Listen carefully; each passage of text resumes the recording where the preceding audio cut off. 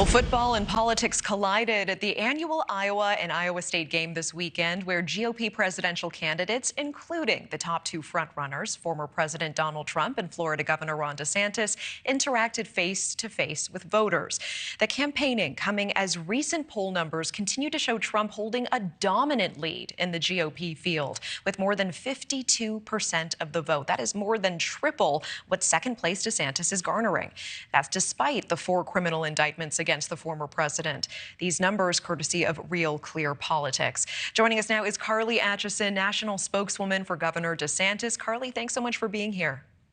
Good to be with you, Natasha. Thanks for having me. Let's talk about this polling. Your candidate has ticked down in the polls and has only fallen further behind former President Trump. Why has that happened?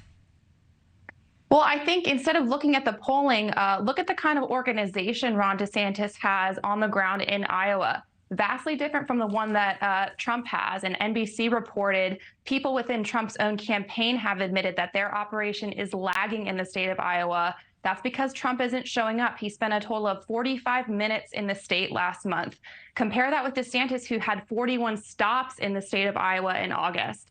And also, there's a big difference between how somebody responds to a poll and who actually shows up to caucus for you on a very cold, probably below freezing night in January. Governor DeSantis has over 12,000 Iowans who have already committed to caucus for him. That's well ahead of where Ted Cruz, the eventual winner of Iowa, was in 2016. And so we're feeling very confident. We're building an operation that's built to last. It's organized. And you saw at the game, actually, Trump's reception was not very welcoming. He got booed. Some people were giving him the middle finger. Compare that with DeSantis, who was shaking hands, warmly received by Iowans. He was happy to sit next to Governor Kim Reynolds in the stands while Trump was in it behind glass in a suite. And so 2 very different operations on the ground in Iowa. And if you just focus on the polls, you're missing what's happening in that state on the ground. Yeah, and Carly, I appreciate that, and I appreciate you bringing up the NBC reporting. We are looking at some reporting by Politico saying that your campaign is trying to lower expectations in Iowa, saying a second-place finish would be good enough for the governor. What do you say to those who would argue that this is a sign your campaign is not going well? I don't think that that's true at all. Again, 12,000 Iowans who have committed to caucus for Ron DeSantis already. He's on a 99-county tour, the only candidate who is committed to do that. He's visited 56 so far, so we're over halfway. He's got 120 county chairs across the state in each of the counties who are supporting him, have endorsed him, 40 state legislators. And at the end of the day, that's what's going to make the difference. Again, there's no such thing as a national primary, and Iowa is different. It's a caucus. It's not an Iowa primary vote. And so you have to build an operation that's organized and that's built to last. That's exactly what we're doing. I have 2 more quick questions for you. Governor DeSantis has criticized Trump for a variety of reasons, but has largely avoided criticizing his legal troubles. Does the governor think the criminal charges against Trump are not significant enough to warrant criticism?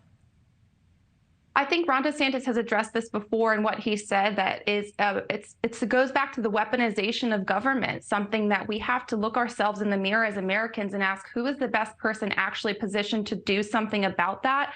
That's Ron DeSantis. He's the only one in the field who's actually removed 2 politically motivated prosecutors as governor of Florida. That's what he would do as president of the United States. He said that on day 1, we would have a new FBI director. Christopher Wray would get fired immediately.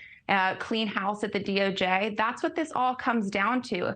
What are we going to do about it? And so that's exactly what a President DeSantis would do, is end the weaponization of government. And Carly, final question. If Donald Trump does secure the GOP nomination, will Governor DeSantis position himself to be Trump's running mate?